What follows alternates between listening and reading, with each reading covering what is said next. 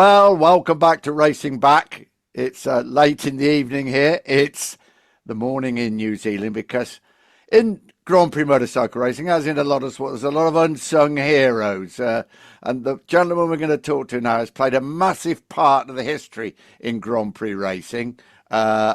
We worked together at Motorcycle Weekly. He was the editor of Motorcourse after Chris Carter. He formed the WCM Racing team that won Grand Prix, and then he was instigated and looks after the running of the Red Bull Rookies, which we know has produced a number of world champions. My old colleague, my old friend, a warm welcome to Peter Clifford. Hi, Nick. Yeah, great to see you, mate, and Jules, great to see you as well, my friend. Thank you, PC. I should just note before we get into your crime history as journalists, basically, which is highly entertaining. Have you got the lawyer ready? I've got the lawyers on speed dial. That Peter was. There were a few back in the day very good technical journalists, and Peter is a decently qualified engineer, and unusually for racing journalists. That technical knowledge and ability with the journalism was a rare mixture and was always great. I was the punter. I was the bloke buying the newspaper back then. Yeah, and me.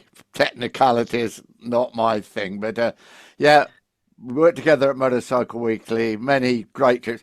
While I was flown to Grand Prix, PC would get on a motorcycle, tent on his back, girlfriend on the back seat, and off he'd go to all the European races, camp, and report on the technical side of it. But one trip, PC, I will never forget with you.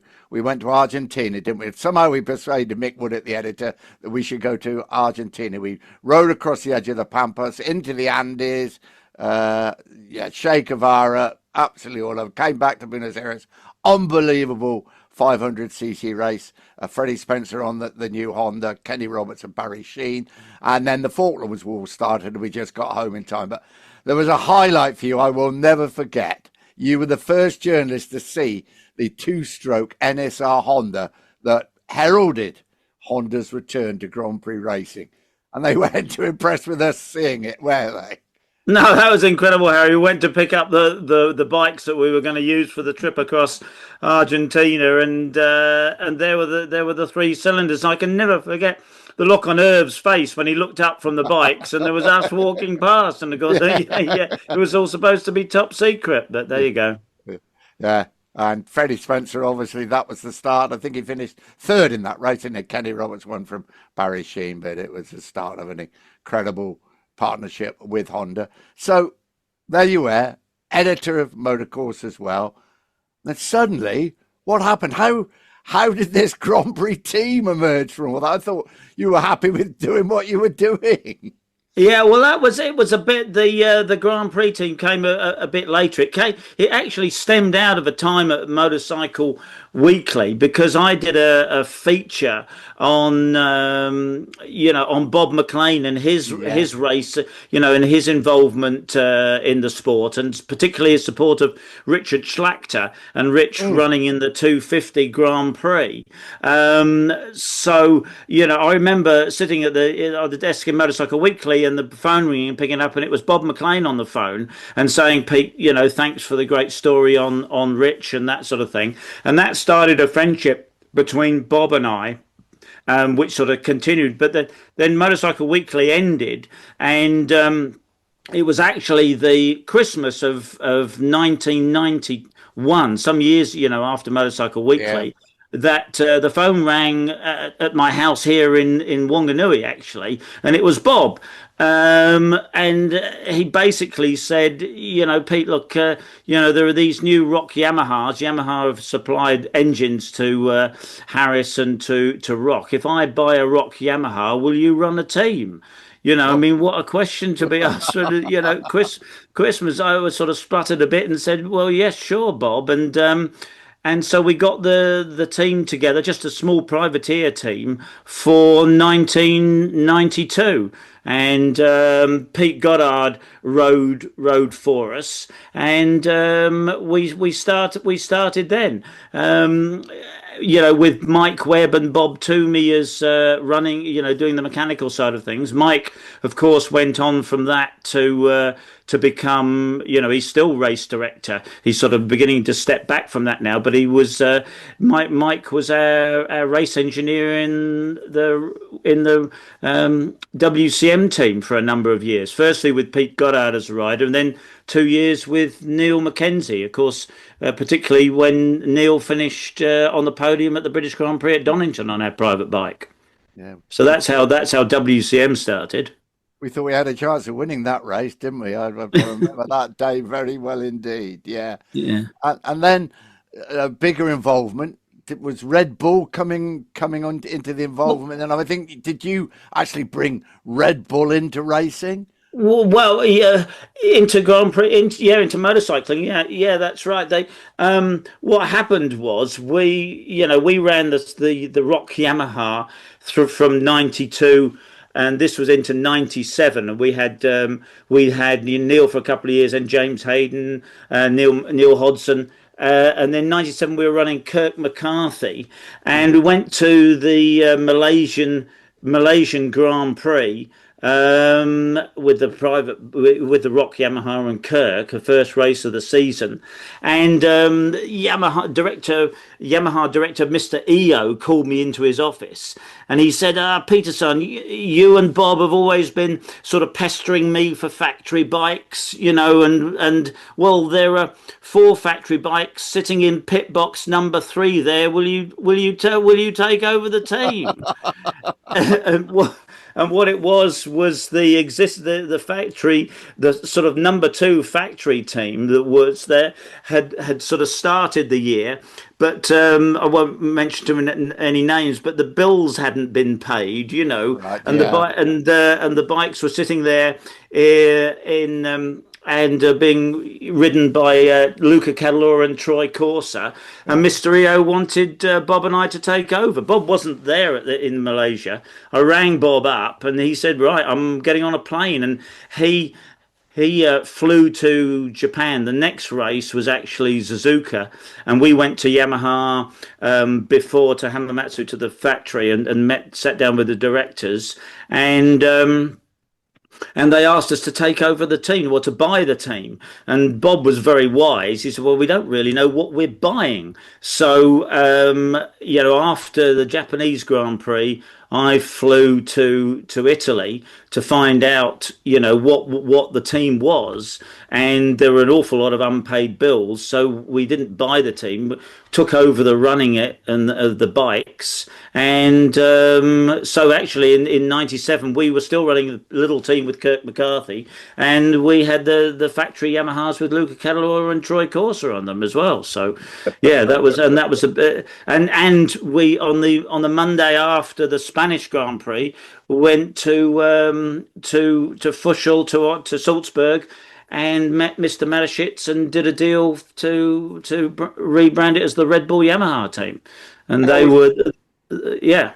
How was the contact with Red Bull made, Peter? Can you? Well, there was a friend of ours who was looking for sponsorship for us, made that connection, right? Made that connection for us. Yeah. They were already involved in some other sports, and Yes. they were already involved in Formula One.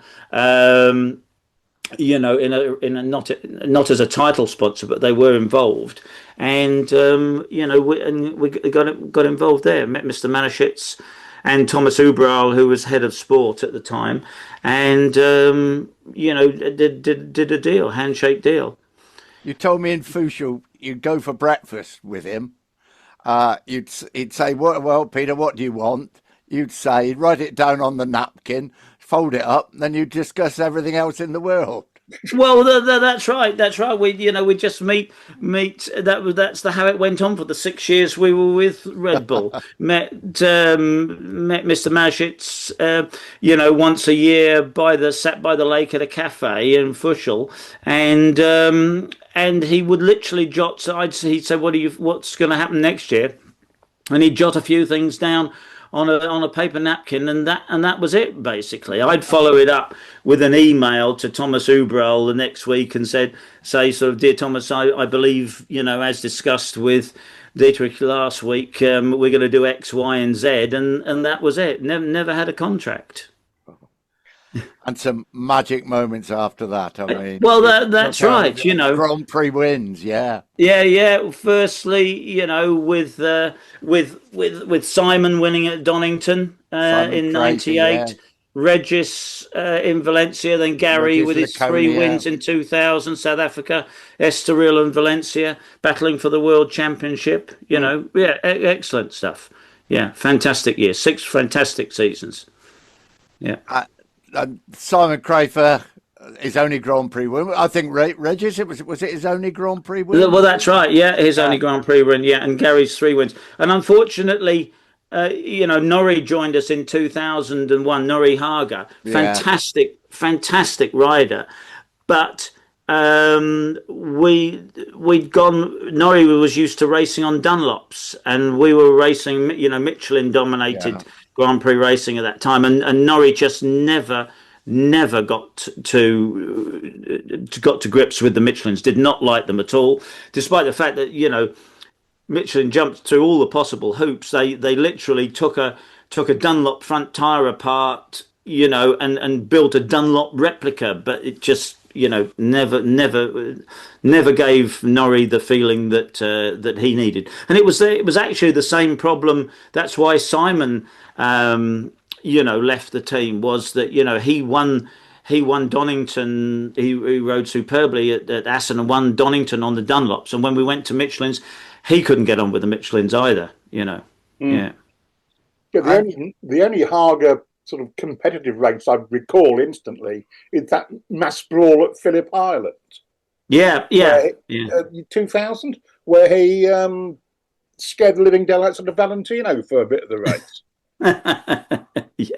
Yeah. Oh, he could. There's no doubt about it. Norrie could ride. He was a, you know, wonderful competitor. But, you know, if you're not getting the feel from the tires, that's it, isn't it? You know, and the whole Michelin question, it was really what won and lost the races for Gary in 2000, because what happened was, when we were going to Michelin, and two, you know, race engineers were Hamish Jemison and Mal Pittman, and Hamish had worked at Suzuki, you know, in the days of Kevin Schwantz, and he remembered. He said, well, Pete, you know, when we used to have, if we ever went anywhere where there was a tyre problem, Michelin would come up with this special tyre. I'm going to get my brain get confused now, but I think it was even a different size, 16. Anyway, a special tyre. And he said, I never understood why, if it was so good, we didn't use it all the time. And so we said to Michelin, well, can we have those? You know, Hamish spoke to Michelin and talked to them and said, look, can we have these all the time? And that is and they did, and they produced them for us for South Africa. And, you know, and Gary destroyed the opposition and won the South African Grand Prix. Yeah. Well, of course, immediately, all the other factory teams turned around and said, oh, we want that tyre as well. Now, that was all very well, but we were not the number 1 Yamaha team. We were the number 2 Yamaha team. So, okay, now everybody's going to get that tyre. You know, so that advantage was lost to us. But worse than that was the fact that what Gary needed from that tyre and the compounds he needed so that he could slide everywhere were very often different to the compounds that the other riders needed. But Michelin wouldn't bring to the races everything that everybody wanted. They'd say, right, at this race, this is the compound choice. And I could tell from the first laps of practice when we went out, you know, on a Friday, and I watched Gary with the compounds that Michelin had turned up with that weekend, whether it was going to work for him, because he was either a happy Gary or he wasn't. And if he wasn't, say goodbye to the weekend. And that is why he won 3 GPs when the compound bracket that they bought suited him. and sometimes he struggled and couldn't win the world championship, and that was it. But we were not the number one factory team. We couldn't make the demands, Him on his day at full speed with the right tyres. What a sight to savour, wasn't it? Yeah, absolutely stunning. Absolutely stunning. Yeah. So what happened after that, PC? Because, you had some, as time progressed, you had some much tougher times, didn't you? But you soldiered on, didn't you? Well, yeah, I mean, we had 6 great years with Red Bull, but in 2002, the powers that be had already decided to switch to 4 strokes, switch to 4 strokes, and Yamaha said to us, "Look, we can't produce enough factory bikes for you for next year."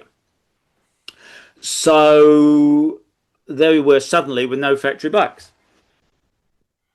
So we already had a bit of a relationship with a friendly relationship with Moriwaki, and I said to Moriwaki, can you build us a bike? And they said yes, and they had a connection with Honda. They could get the factory Hondas.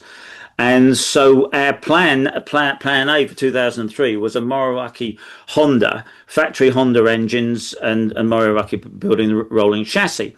And at Estoril that year, Mr. Matashit's Red Bull, CEO came, and I said to him, this was our plan, and it was more expensive. The whole 4-stroke thing was hugely more expensive than the 2-stroke era.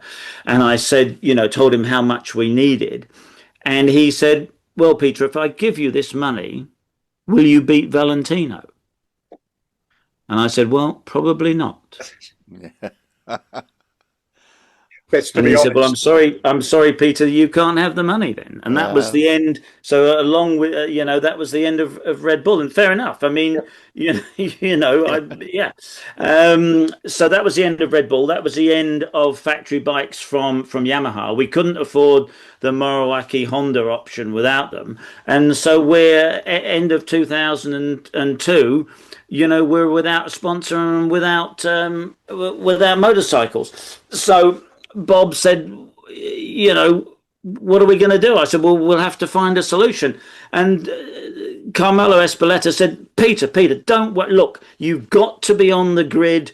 You've got to be on the grid, for at the beginning of 2003. I don't care what you bring. You can bring 125 Hondas and run them. I don't care. You've got to be on the grid. Just bring anything, and be on the grid in 2003. And I will look after you. Then I'll get you factory Ducatis or factory whatevers. But just for 2003, you've got to be there. Bring anything. Okay, Carmelo. Thanks very much. All right. So I went off and did the research. What could we get? So went all around the place. The Oral Engineering, who had built the prototypes for BMW for their MotoGP effort that never eventuated into anything. But I went around Oral Engineering in Italy, and there were these 3-cylinder 4-stroke engines. Well, it was the complete motorcycles actually. And they showed me the engine. You can run these. It'd be a price, whatever. You could run these. And I looked at them, and there was just no crankshaft there. There were just how many times Formula One people have built motorcycle engines, and it just an unmitigated disaster. It was never going to work, and it wasn't going to be cheap. And I thought, no, this isn't going to work. Anyway, went to Harris, but my old friends at Harris. I'd had a relationship with them as a journalist, raced bikes for them and all sorts of things. And they were running the British Yamaha superbike team at the time. And, British superbikes, they were very, very special. They were, basically Harris framed sort of replicas of a road bike frame. Anyway, they said, look, if you can run basically an R1 Yamaha style engine, we've already got a rolling chassis that you can use. And okay, so I said, fine, we'll go that route. I went. They started building the rolling chassis. I went back to New Zealand, bought an R1 Yamaha, took the R1 Yamaha apart, and re-engineered, deconstructed the engine so that I could produce an R1 engine, but as as a racing engine. Yeah. So I reverse engineered the R1 engine, and then converted it to a dry clutch and a cassette gearbox, so we could run a cassette gearbox and various other internal modifications. And then we set about building that engine.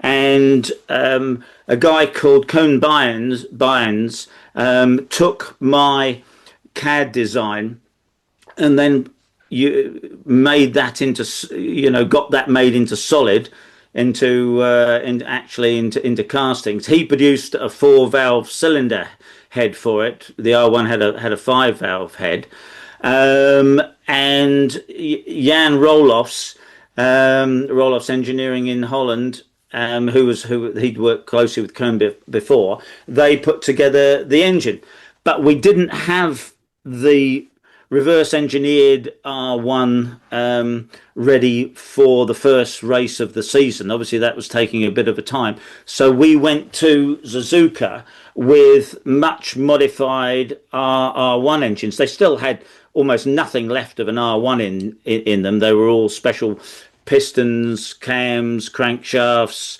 everything, conrods, everything, gearbox internals. They were all completely special.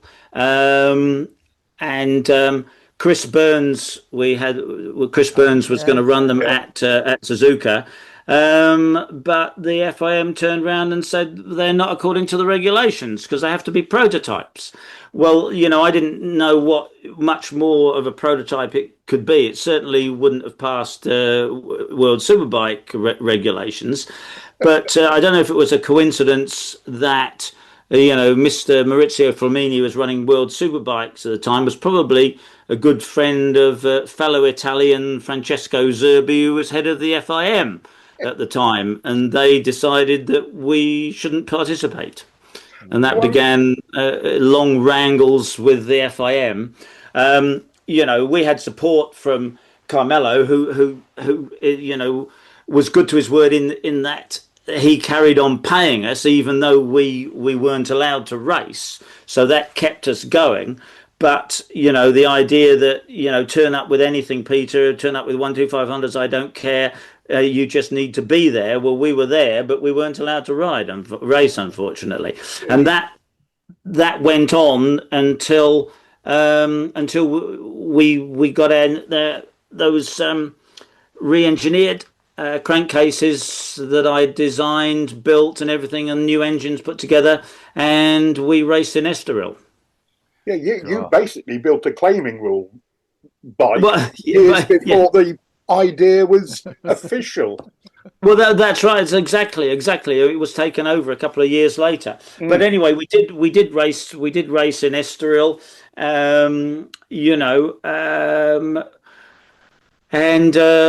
and ran for the rest of the year. That ran for the back end of 2003, and then all the way through 2004 and 2005. And actually, in 2004, we ran all year and didn't have one DNF due to a mechanical failure. That was, and the factory bikes were still sort of blowing up quite regularly. So we were proud that we didn't win any races, didn't come anywhere near close to it, but we did score World Championship points. And we did race for 3 seasons with our own MotoGP bike. I remember a particularly impressive ride, I think, from James Ellison at Saxonry. Yeah, that's right. And James got a factory ride out of that. He rode for Tech 3 on that. That ride you're talking about at Saxonring. Yes, Jules. Yeah, James got the factory ride out of that. So he was a factory rider the following season. Yeah. Yeah. So we're going to run out of time. So we're going to have to come on to Red Bull rookies. And Was it your concept? Nick, very the Red quickly, Bull? we Yeah. might have to do chapter 2. I don't think we're going to do it justice in the time. No, I think you're right. So we let's might have carry, to invite yes. Peter back again. In fact, we're probably I think that's exactly. Let's carry on. Carry on anyway, sir. Yeah. So, and then you went to the Czech Republic. Please tell me if I'm wrong, PC. You had a company that were going to build you an engine and a bike there. Well, that's right, Nick. Yes, indeed. We went. We obviously we produced this bike for 2003, and as Kamalo said, just turn up. You've just got to be there for 2003. I'll organise you factory bikes. Don't worry. Yeah, well, that didn't actually happen. So we ran our own bike 2004, and we were running out of parts, running out of money. You know, the bike wasn't getting any. We couldn't afford to develop it. You know, it wasn't getting any faster. Everybody else was getting faster. So actually, Cohn came up with Cohn Byans came up with the design of a V6. And you know, and I thought, well, that's a fantastic thing because you know, it may not challenge the factory Hondas, the V5s and so, but it has a magical thing about it, a V6. You know, I imagine we could get some support around it. It would sound fantastic. It would be an incredible thing to run. So let's give it a go. And a friend put us in touch with Blatter, the Czech pocket bike manufacturer, and they were booming at the time. Yes. They were selling an awful lot of motorcycles, and they wanted to make full-size motorcycles. So went for a meeting. We had a meeting with Blatter actually at the Czech Grand Prix in 2004, and they said, "Yep, you know, give us your V6 design. We'll produce it for 2005." Okay, so that's the answer for us. That's the way we'll go. A V6 Blatter for 2005. So we moved to the Czech Republic. You know, I actually bought a house there. We moved the team there. We moved in with Blatter. That we had the design. They started working on it. Unfortunately, they underestimated how difficult it was going to be and overestimated their own ability. So we said, we you know, through the years of building our own bike, we got a lot of technical support from an awful lot of people. You know, Harris could build the chassis. We knew people to supply the pistons, the wheels, everything. We all the people that were supporting us with the WCM 4-cylinder would support Blatter. But no, we want to do it ourselves. We can do it. It's going to be a Blatter thing. So they sort of shut out an awful lot of the support that we could bring with us and just wanted to do it themselves. Well, that bike never actually turned a wheel, you know, unfortunately. So we had to use our own 4-cylinder for 2005. And, you know, that was the end of it. We ran through 2005. You know, we had, you know, Franco Battaini with us and James Ellison, and they did some fantastic things. But, you know, obviously we weren't getting any faster. Everybody else was, and you know, we were running out of money. Bob did a fantastic job of supporting us, but in the end, it just didn't make any sense in the end. So at the end of 2005, you know, we had to stop. But you know, we were all very proud of what we did in those 3 years. You know, you'd never have chosen to build your own bike, but when Yamaha say, sorry, we can't supply you, it's either build your own bike or stay at home, and we weren't about to stay at home. Nick, we have 6 minutes left, young man. So right, okay. We're not going to do Red Bull rookies this time. No, we've got to have you. I'm afraid, PC, you're going to have to come back because we want to talk about the Red Bull rookies. But what an amazing story. Yeah, I mean, you know, I count myself incredibly fortunate because, you know, Harry, during that time, obviously when we were at Motorcycle Weekly and then after, and again, you know, I always say in my life, it's the biggest disasters actually lead to the best things. Yeah. Because, you know, the loss of the factory Yamahas led to building our own MotoGP bike, which you'd never have chosen to do. But the group of people that I had around me who helped me do that were absolutely incredible and a fantastic, you know, sense of achievement for all of us. Yeah. But, you know, it was the same when Motorcycle Weekly stopped, really. Yes. We all You got know, made redundant. Yeah. got made redundant, kicked out, you know, and thanks to Mick Woolett, who was an incredible editor, who allowed us fantastic leeway to freelance and do other things. I'd already, as you said, I was already editor of Motorcourse, Grand Prix correspondent for the Guardian and the Independent, you know, selling stories to people like Rebs in Australia, to Power Slide, Motorsport Actuel, and that around the world, and that sort of thing. So it allowed me to carry on as a freelance journalist and, you know, do racer tests all over the place. I mean, you know, I had the chance to ride when Freddie won the 500 and the 250 World Championships. You know, my friend Takano Tsubuchi flew me to Japan to test both of those bikes at Scuba. You know, and I tested Eddie Lawson's World Championship winning 500 at Misano, Kevin Schwantz's World Championship winning 500 Suzuki, you know, all sorts of things. The Galena's, Suzuki's, you know, at Imola. So rode these bikes all over the world, you know, and thanks, you know, just to the opportunity, basically, that was given by Mick Woolett at Motorcycle Weekly, and the things that grew from there. You know, and those like the trip to Argentina and that, you know, unbelievable stuff.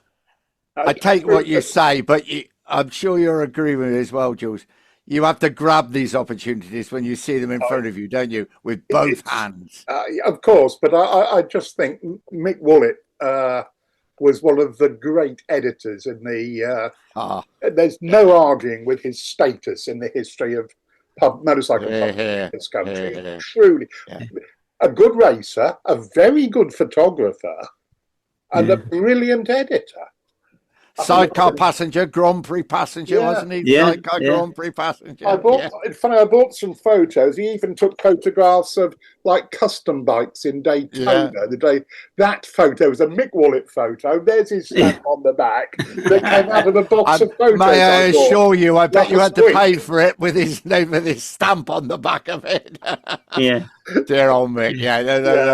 They were wonderful days, weren't they, PC? And I think for both of us, we went in different directions, but it really set us on the road, didn't it? Well, it did, didn't it, Harry? You know, I mean, the contacts that you make when you know, work a paper like Motorcycle Weekly, set you up for life, really, absolutely. Yes, indeed. Well, you know, as I say, that was how I met Bob McLean and led to, you know, the WCM team and Red Bull Yamaha and everything else, you know. Yeah, absolutely. And the ability to when you're at Motorcycle Weekly to be able to ring somebody up and borrow a bike and take a BMW, you know, as you said, going around Europe on the Yamaha XS 1100 for 2 years, but then also to borrow a bike, you know, could go across Argentina or to BMW went with my girlfriend down through Spain to Morocco, Algeria to Tunisia, back up through Italy to the Imola 200, to the Imola 200 and home again. You know, just to be able to ring up and get a motorcycle for that sort of trip. Absolutely fantastic. Yeah. Nicholas, we have exactly 2 minutes to do, sir. The 2-minute warning has been sounded. Very quickly then, PC, the highlight of WCM. One thing that you'd say, that was the highlight of all the effort we put in. Well, I mean, to the small team was Neil getting on the podium and Donington, Neil Mackenzie, and a friendship that formed with Neil. You know, there's not a better person in the world, you know, than Neil Mackenzie. You know, great rider and that. And then, of course, with the Red Bull Yamaha team, Gary's win in South Africa, absolutely stunning the way he came through and took the win in South Africa. Those would be the highlights. Yeah. Will you come back and join us, because we haven't even scraped Red Bull rookies, and what WCM and you had a big influence with what happened in Grand Prix racing, but then what you provided since has been unbelievable. We can't thank you enough for coming on the program. And will you come back and tell us all about Red Bull Rookies? I will do. I'm heading back to Europe in 10 days to start season 20 of the Red Bull MotoGP Rookies Cup. So none of our rookies were born when we started Rookies Cup back in 2007. Oh, Jules, we are just so enjoy this program. What a contrast to Randy, but Peter Clifford, so interesting, and the stories from WCM that I never knew. No, could you beat Valentino? You had to be honest and say, no, I don't think we probably can. Lost millions because he was honest. Honesty is the best policy, you know. Yeah, Coming back a year later to defend a bunch of sixth places might not have, you know. Yeah, no. It wouldn't have been easy, but that was a proper insight. And again, I like the way Peter just rattled off. Well, I redesigned the crankcases. Yeah, I got a border bike in New Zealand, and then it was like it's like in his garage, wasn't it, alongside the house? Did he go to Imperial? We should ask him next time. Did he go to Imperial College?